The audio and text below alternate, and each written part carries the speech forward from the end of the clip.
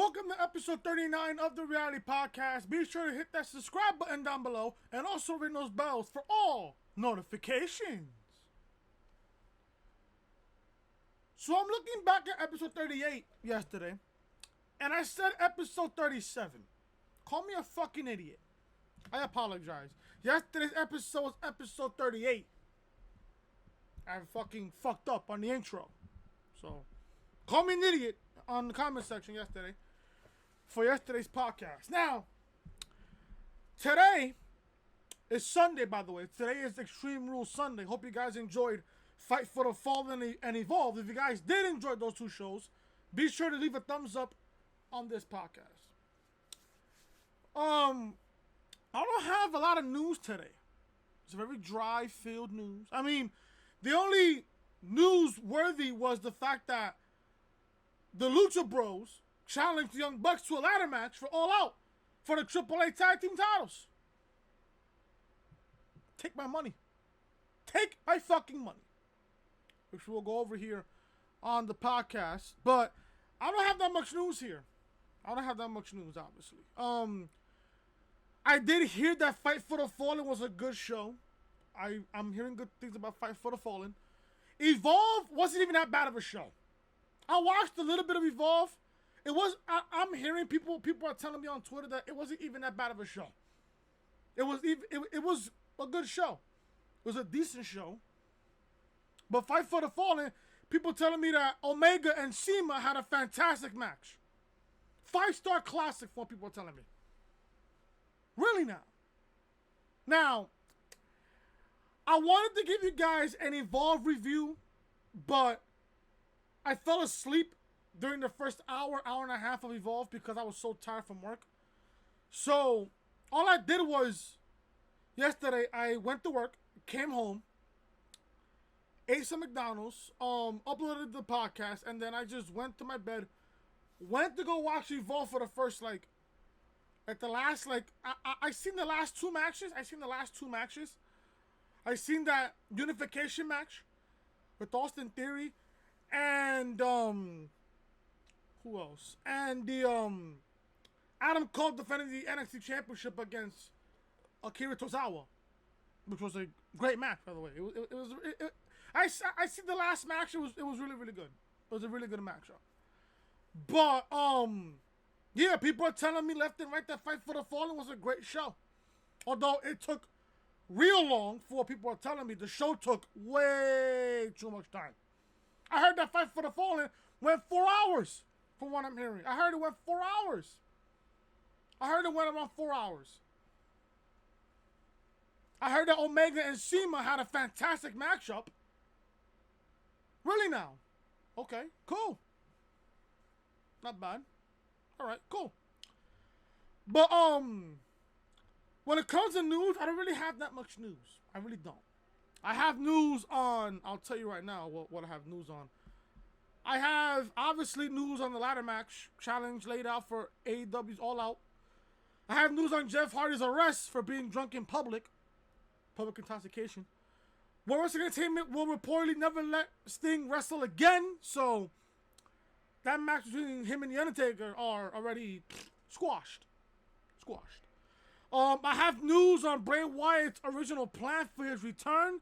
I have news on Sasha Banks' return is still to be determined. And I have, this is just a minor story.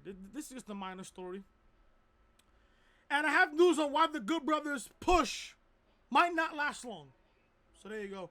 That'll be the news portion of the podcast before I get you guys ready for Extreme Rules later on tonight. If you guys don't know who I am, I'm your boy Chris. Thank you guys so much for tuning back into the channel on this Extreme Rules Sunday, July 14th, 2019. Thank you guys so much for tuning back into the channel. If you guys saw both shows, Evolve and Fight for the Fallen, and if you guys thought that both shows are good, leave a like, leave a comment down below what you guys thought on both shows last night. And if you guys are new to the channel and you're watching this video for the very first time and you like what you see, be sure to hit that subscribe button down below and ring those bells, guys, for all notifications. Check out episode number 38 of the Reality Podcast last night. Yes, I know in the introduction, I know I said 37. I apologize. Episode 38 of the Reality Podcast, live on the channel right now. WWE likely moving NXT to Fox Sports 1 as counter move the AEW's television show. Also, I'll give you guys Extreme Rules preview and predictions video here on the podcast. Link to episode 38 will be in the annotation above that you see on the upper right hand corner of your screen. Check out episode number 37 also of the Reality Podcast, which is Friday's episode. Why WWE can't admit AEW is competition. If you was to ask me which of the shows would better, Evolve or Fight for the Fallen, I'm gonna honestly say Fight for the Fallen. Obviously Fight for the Fallen had the better card than Evolve, in my honest opinion. So there you go.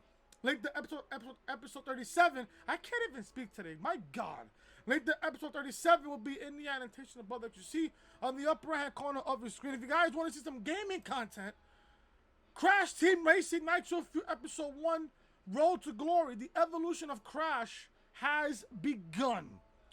I said it on Twitter. There's a poll on Twitter right now as we speak on my Twitter account. If this video gets between 10 to 15 likes, you guys will get episode number 2 next Thursday live on the channel. Link to this video will be in the annotation above that you see on the upper right hand corner of your screen. Check out NXT review as well from this past Wednesday. Heel EO has finally arrived. Link to NXT review will be in the annotation above that you see on the upper right hand corner of your screen. And also check out Smackdown live review as well. Kevin Owens dropped a major Truthfield pipe bomb on this episode of SmackDown Live. That was the best hot open to SmackDown Live all fucking year. Even though SmackDown Live was it wasn't that bad of a show. It was an okay show. But the beginning of SmackDown Live, if you guys didn't watch the beginning of SmackDown Live, go ahead and watch it. Link to SmackDown review will be in the annotation above that you see on the upper right hand corner of your screen. And also, if you guys haven't checked out Raw review, I will link Raw review in the description down below. This is the official home of the Reality Podcast, so make sure you are connecting with me on social media. Twitter, Chris from Loring, and Snapchat, Chris Most Hated. And like I said, if you guys are enjoying the content, be sure to hit that subscribe button down below and ring those bells, guys, for all notifications. Let's begin episode number 39 here of the Reality Podcast to get you guys ready for Extreme Rules right here on the podcast. We're going to begin episode number 39 with this little piece of information yesterday from Fight for the Fallen last night. A ladder match challenge laid down for AEW's All Out pay-per-view.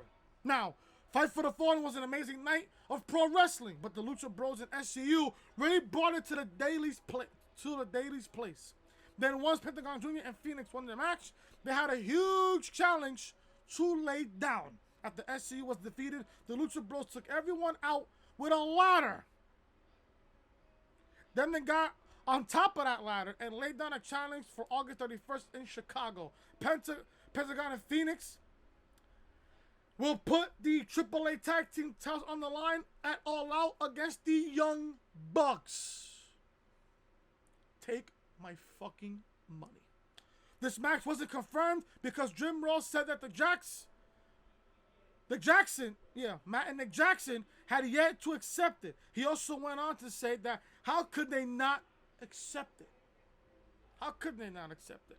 So as of right now, this is the all-out card for August 31st so far. This is the card as follows.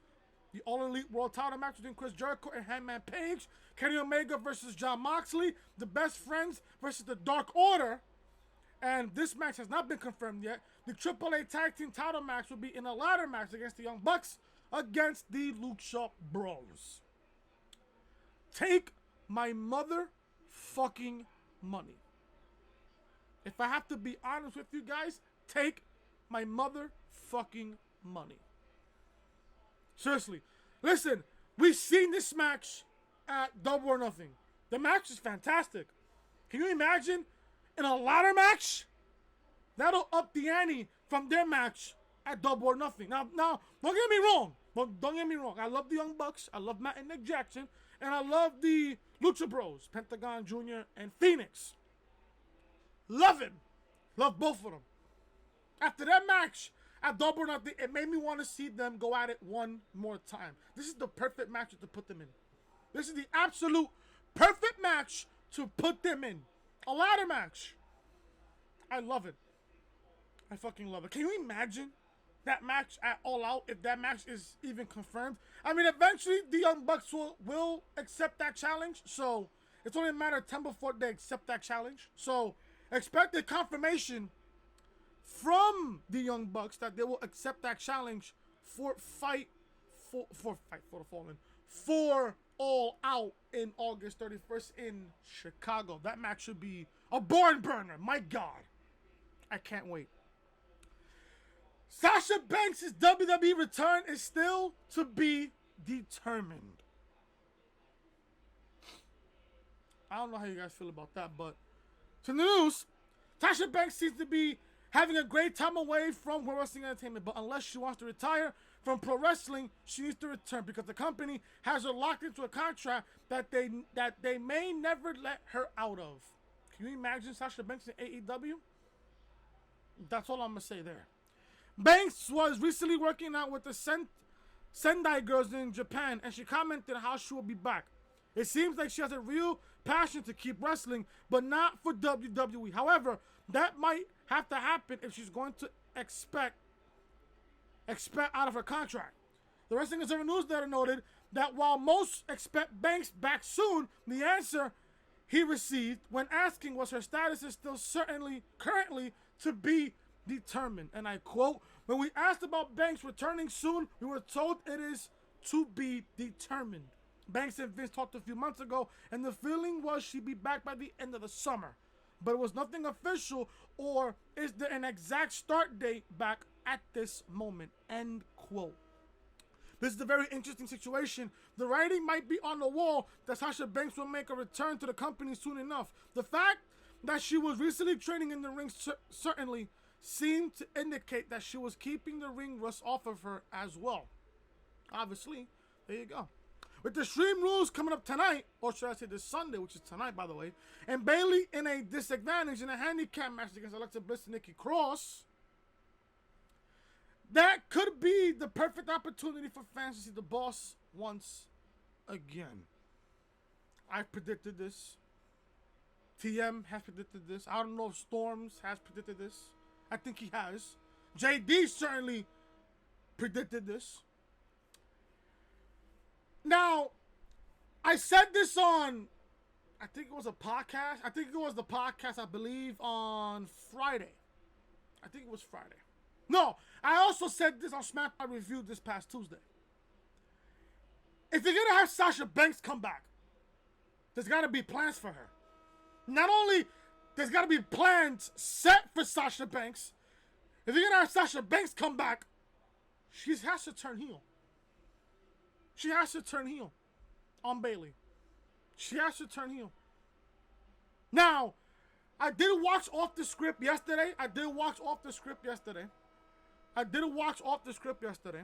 And JD did say that Sasha is a Raw superstar.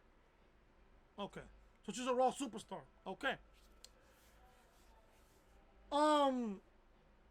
Like I said, if you're gonna have Sasha Banks come back, and TM even said this on his review also, if Sasha's gonna come back, have her turn heel.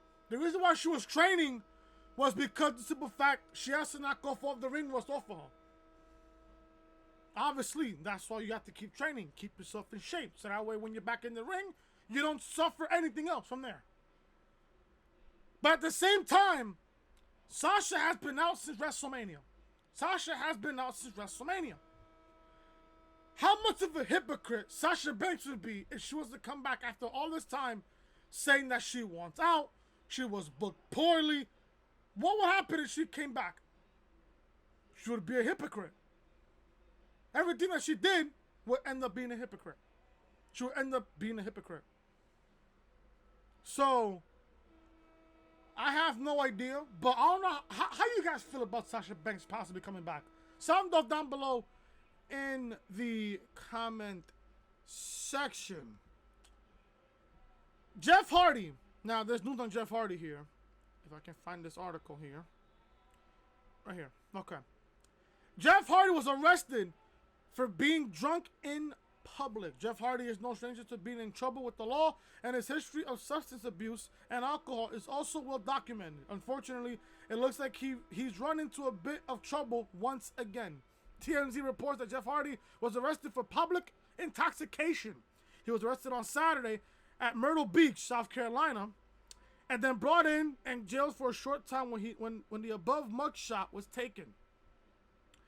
Hardy was reported released sometime on Saturday on a $200 bond, so it's not like he was incarcerated for long. He was just having too good of a time at the beach, but his history makes it somewhat concerning. Knowing how World Wrestling Entertainment deals with these things, it's likely they would just let him deal with the consequences himself. There are no details as to what led to this public intox arrest, though. Please, guys, drink responsibly. Don't do anything stupid out there. We all know Jeff Hardy has a history. We all know Jeff has a history of public intoxication. We all know he has a history of that. And, you know, people make mistakes. People honestly make their mistakes. At the same time, you need to learn from your mistakes. You really do. You need to learn from your mistakes. I don't know if Jeff Hardy still signed with the company. I think he still is. But at this point, the company just gonna let at this point the company just gonna let Jeff suffer the consequences. So let's just see. But I hope Jeff learns his lesson from there. I hope he does. And you know, if you guys are out there, drinking, doing something stupid, please control your drinking. Please control your drinking. Please control your drinking.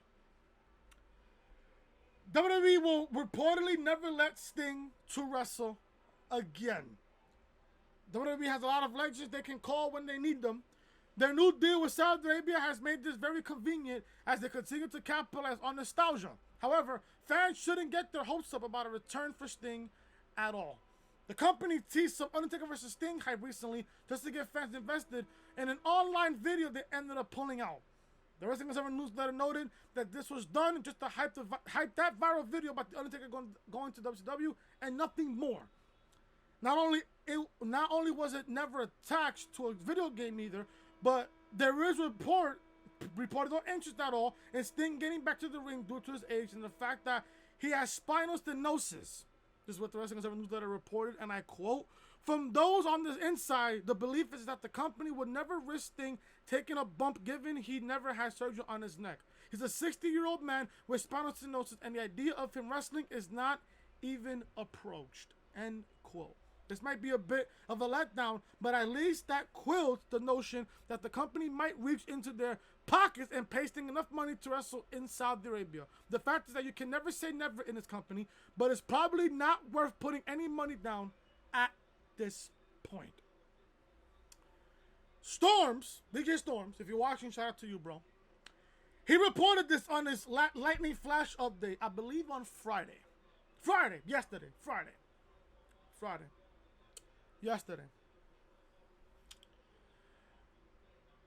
He made his opinion about Taker Sting possibly fighting at Saudi Arabia in November. Now, I reported this on the podcast yesterday that the next Saudi show is Friday, November 1st. That's the date that I was told from there yesterday on the podcast. Yesterday. At this point, now I'm just going to be really honest with you folks. I'm just going to sit here and be completely honest with you. Sting is 60 years old. The Undertaker is going towards 60. He's like in his mid-50s. Taker is competing tonight at Extreme Rules with Roman Reigns as his partner against Shane McMahon and Drew McIntyre.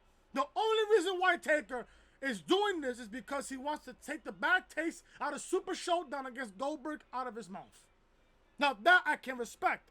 But at the same time, at this point in juncture, nobody wants to see Sting versus Taker.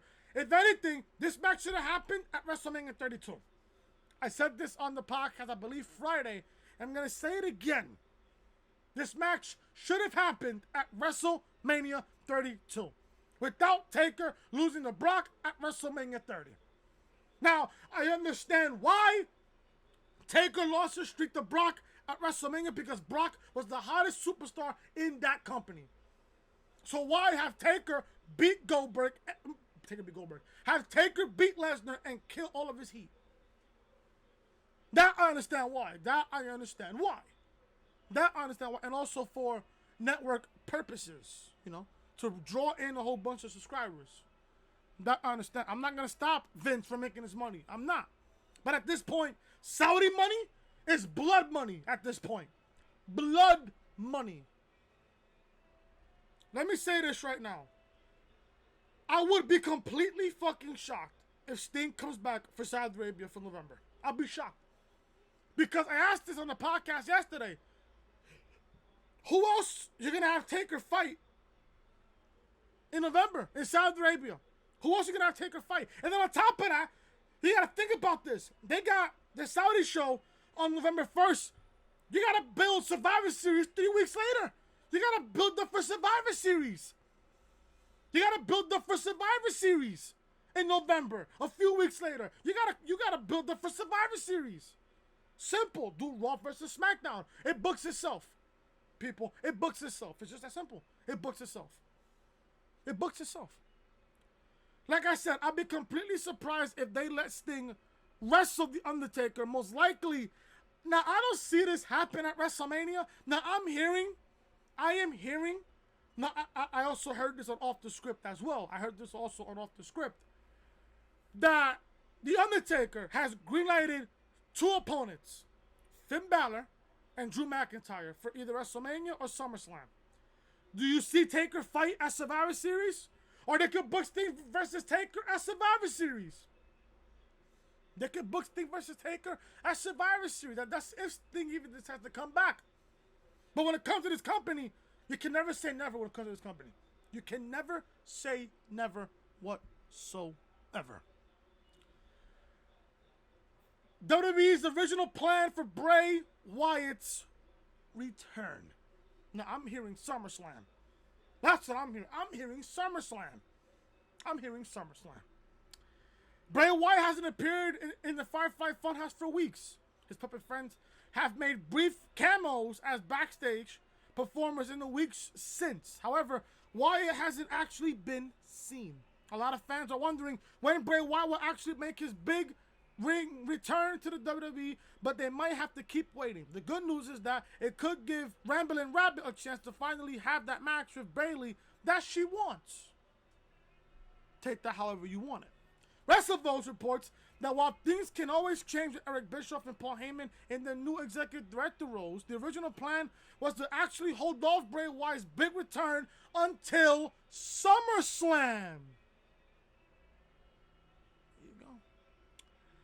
This is what WrestleVotes tweeted, and I quote, "Getting a ton of questions about Bray Wyatt. I know this prior to Bischoff and Heyman taking over. The plan was for him to re-debut and wrestle at SummerSlam. I can't confirm if any of that has changed. I'm confident he'll be at SummerSlam. Whether that's his first appearance is to be determined." End quote.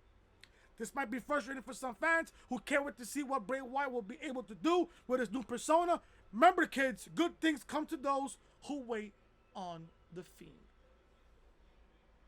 That report just said it right there. Good things happen to people. Good things happen to those who wait. Be patient. Just wait.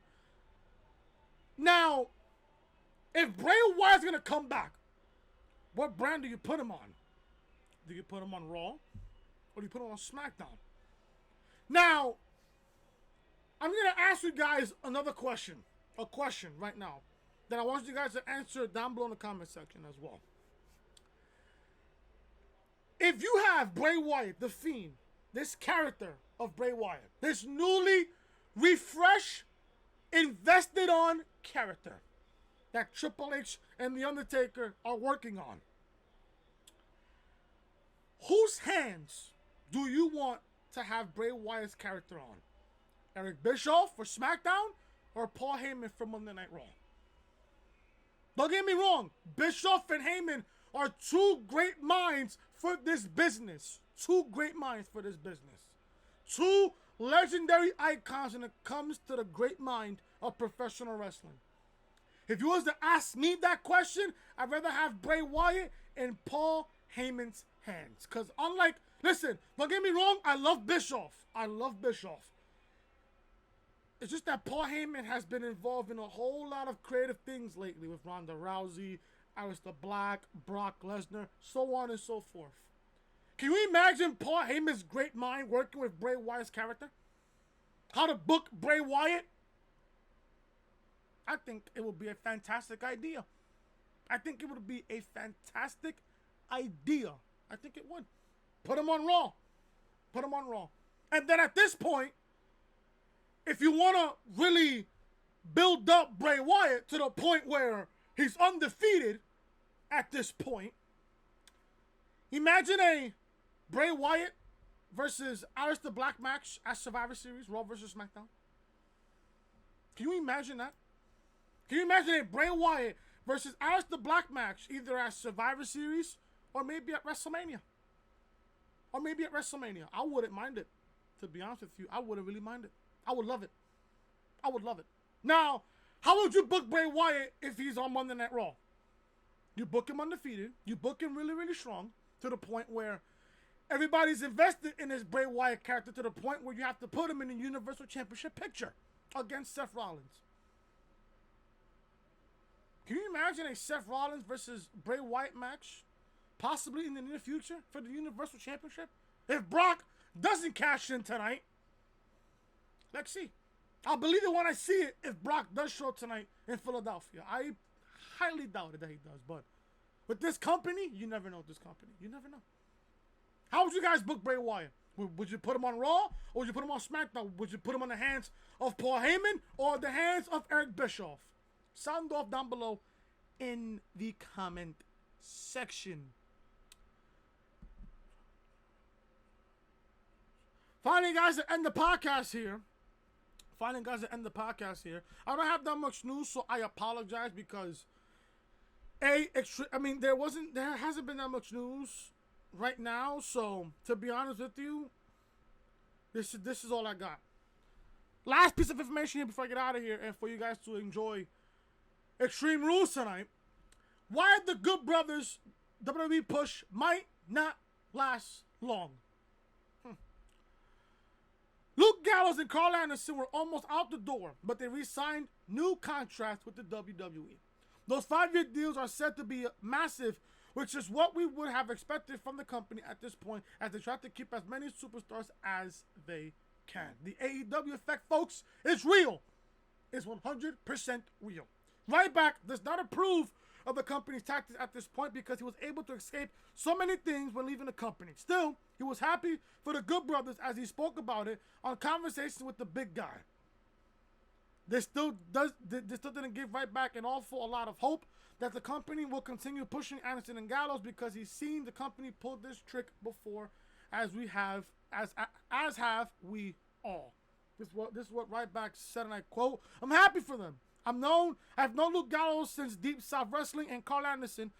They came up when I was still there, and they were brand new over there. I got along with Karl and can tell he's a really good guy. They both have families. I'm sure they got offered a good amount of money. For them to sign a 5-year deal, I'm sure they looked at that financially and were able to creatively get something. It'll be interesting to see how it will play out with them in WWE. They're notorious for doing this in that they will book you really good to get you to resign, but then a few months down the line, it seems to go away. It happens time and time again." End quote. Hopefully, resigning 5-year deals will convince the company to utilize Karl Anderson and Luke Gallows a lot better now because the company will be paying them a lot more to sit at home if they didn't use them.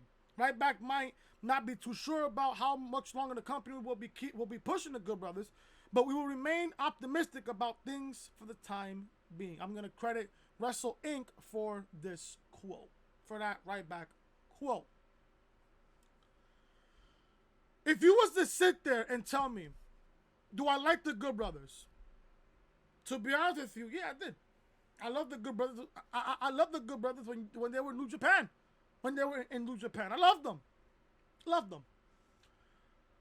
They were considered as one of the best tag teams of the world, of the entire planet.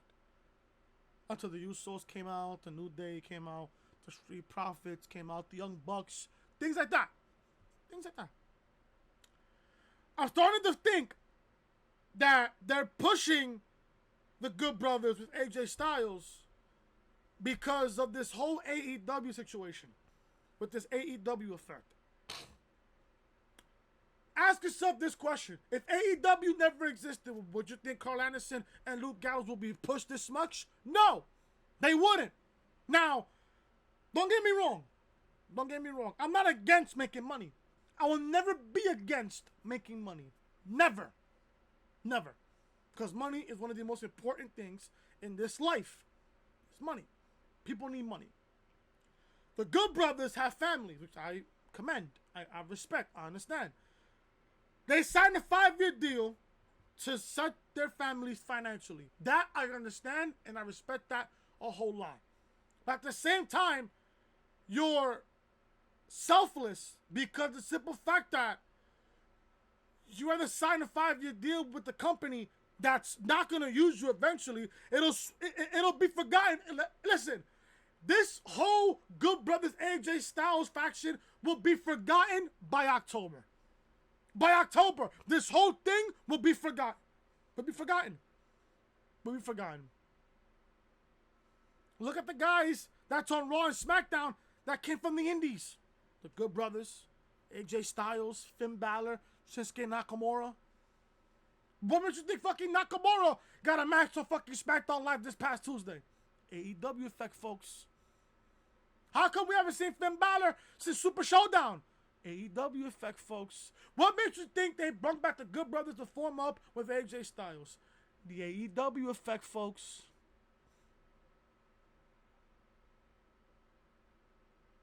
It's only a matter of time before we are seeing the Good Brothers sit in catering.